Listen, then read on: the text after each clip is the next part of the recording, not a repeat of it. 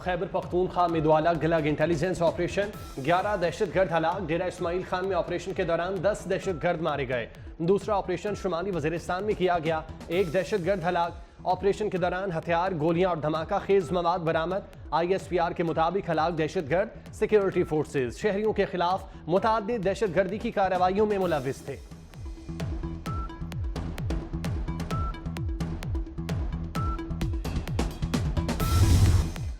Iran के सदर इब्राहिम रईसी का 3 रोज़ा पाकिस्तान का दौरा, इस्लामाबाद एयरपोर्ट पर शानदार इस्तकबाल।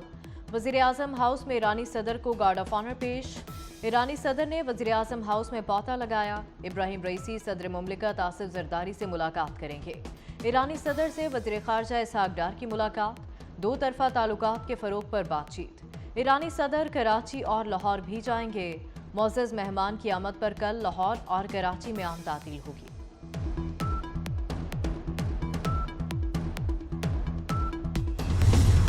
आपको दिल की गहराइयों से सताइश पेश करना चाहता हूँ कि गज़ा के मुसलमानों के ऊपर जो इस वक्त बर्बरियत और जुल्म के पहाड़ तोड़े जा रहे हैं, उसके ऊपर आपने और आपकी ईरानी कौम ने एक बहुत मजबूत आपने मौक़िफ़ अपनाया है। मैं समझता हूँ कि हमें मिलकर इस्लामी ममालिक को मिलकर OIC के लेवल पर और दूसरे फोरम पर हमें भरपूर अपनी आवाज़ उठानी चाहिए। पाक ईरान तिजारत 10 अरब डॉलर तक बढ़ाएंगे। दहशतगर्दी, मुनज़्ज़म जराइम और मुनशियात के खिलाफ मिलकर काम करेंगे। ईरानी सदर इब्राहिम रईसी की वज़ीर आज़म शहबाज शरीफ के हमरा न्यूज़ कॉन्फ्रेंस। कहा, दहशतगर्दी के खिलाफ दोनों ममालिक का ताउन नागुज़ीर है। अक़वाम मुत्तहिदा को गज़ा में नस्ल कुशी के खिलाफ आवाज़ बुलंद करना चाहिए। वज़ीर आज़म शहबाज शरीफ ने कहा, तमाम इस्लामी ममालिक को OIC के प्लेटफॉर्म पर मुतहरिक होना चाहिए। सदर रईसी से बाहमी रिश्तों, सरमायाकारी और सिक्योरिटी में ताउन पर बातचीत। ईरानी सदर को देखकर आंखें ठंडी और दिल खुश हुआ। पाकिस्तान और ईरान में 8 मफाहमती यादाश्तों पर दस्तखत।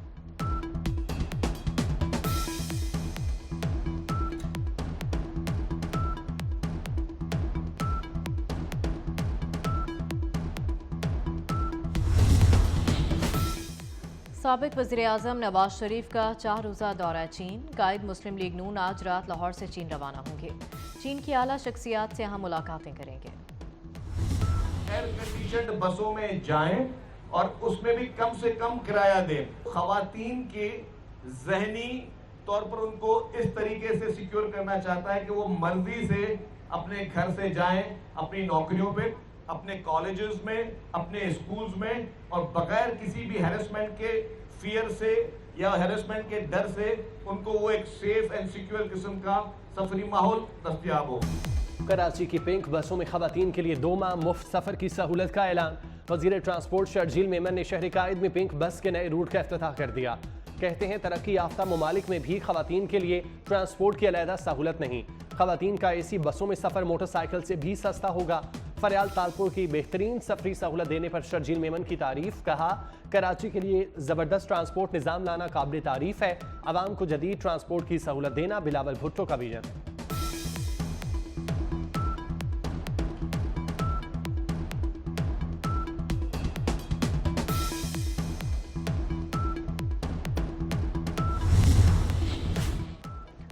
मैंडेट के बगैर बैठे लोग हमें इक़दामात उठाने पर मजबूर ना करें। हमारे मुतालबात माने ना गए तो हक छीन कर लेना भी जानते हैं।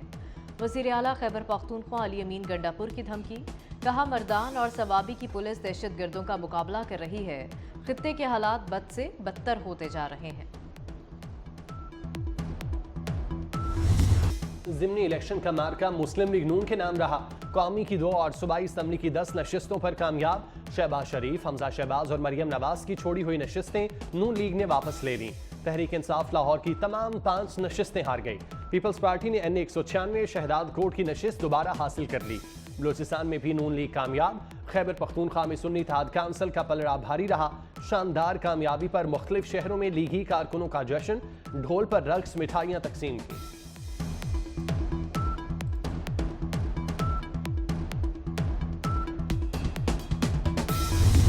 کل رات کو پاکستان میں اور بالخصوص پنجاب میں جو الیکشن ریزلٹس آئے ہیں، مجھے فخر ہے، مجھے بہت خوشی ہے یہ کہتے ہوئے کہ پنجاب کے عوام نے بالکل درست فیصلہ کیا ہے۔ مریم نواز شریف صاحبہ کی یہ کارکردگی ہی ہے، ان کا یہ فیصلہ بڑا کلیئر تھا جو کل رات کو انہوں نے یہ مینڈیٹ دیا۔ پنجاب کے لوگوں کا مقدر جو ہے وہ ترقی ہونا چاہیے۔ کل کا الیکشن ٹریلر تھا، کل عوام نے ثابت کر دیا کہ وہ انتشار کی سیاست نہیں چاہتے۔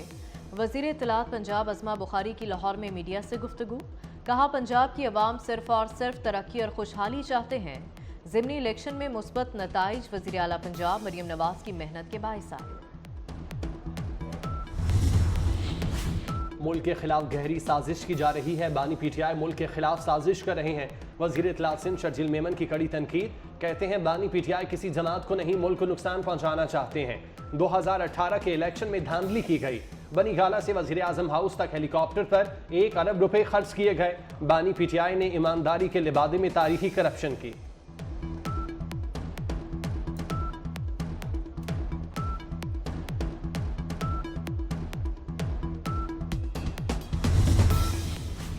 ہر صورت دہشت گردی کا خاتمہ چاہتے ہیں، صوبے میں امن و امان کی بحالی، ڈرگ مافیا کا خاتمہ بھی اہم ترجیح ہے۔ وزیر اعلیٰ سندھ کا اپیکس کمیٹی سے خطاب، مراد علی شاہ نے کہا سندھ حکومت نے پہلے بھی امن و امان بحال کیا، اب بھی اس کی بحالی کر کے دکھائیں گے۔ کچے میں ڈکیت اور کراچی میں اسٹریٹ کرائم کے خاتمے کے لیے اقدامات کر رہے ہیں۔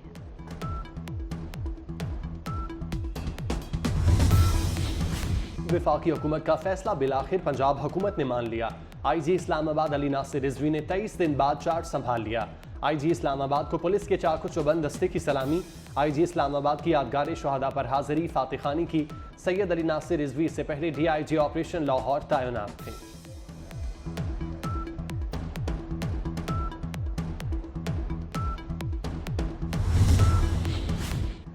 امریکہ، چین، روس، بھارت اور سعودی عرب دنیا میں سب سے زیادہ دفاعی اخراجات کرنے والے ممالک میں سر فہرست۔ Stock home international peace research انسٹی ٹیوٹ کی سالانہ رپورٹ میں درجہ بندی۔ رپورٹ کے مطابق دنیا میں مسلسل 9ویں سال عالمی دفاعی اخراجات میں اضافہ ہوا، جو 2023 میں مجموعی طور پر 24 خرب 43 ارب ڈالرز تک جا پہنچا۔ 2022 میں پاکستان دفاعی اخراجات کی عالمی درجہ بندی میں 24ویں نمبر پر تھا، اب اس کا 30واں نمبر ہے۔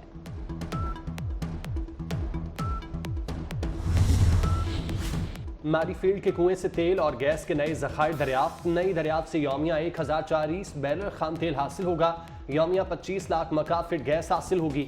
تیل اور گیس کی دریافت سندھ کے شہر ڈھیرکی سے ہوئی۔ میری پیٹرولیم کمپنی لمیٹڈ نے کنویں شوال 1 سے تیل کے ذخائر دریافت کیے۔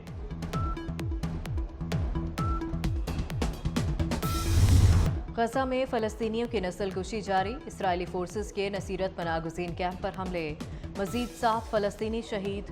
جنوبی شہر رفح میں اسرائیل کی بمباری سے 22 فلسطینی شہید ہو گئے۔ اسرائیلی حملے میں شہید حاملہ خاتون کے بچے کو ڈاکٹروں نے بچا لیا۔ حملے میں خاتون کے شوہر اور بیٹی بھی شہید ہو گئے تھے۔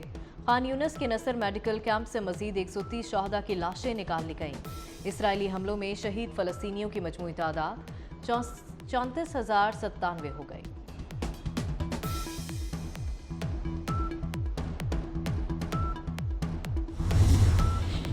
مالدیپ کے پارلیمانی انتخابات کے نتائج آ گئے۔ بھارت نواز انڈیا فرسٹ پالیسی ووٹرز نے مسترد کر دی۔ چین کی حامی جماعت پیپلز نیشنل کانگریس پارٹی بھاری اکثریت سے جیت گئی۔ موئیزو کی نیشنل کانگریس نے 2/3 سے زائد ووٹ حاصل کیے۔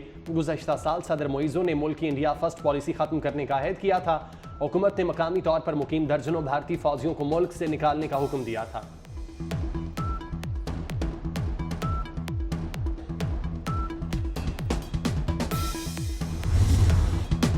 پاکستان سمیت دنیا بھر میں عالمی یوم الارض منایا جا رہا ہے۔ اس عالمی یوم الارض کے موضوع زمین بمقابلہ پلاسٹک ہے۔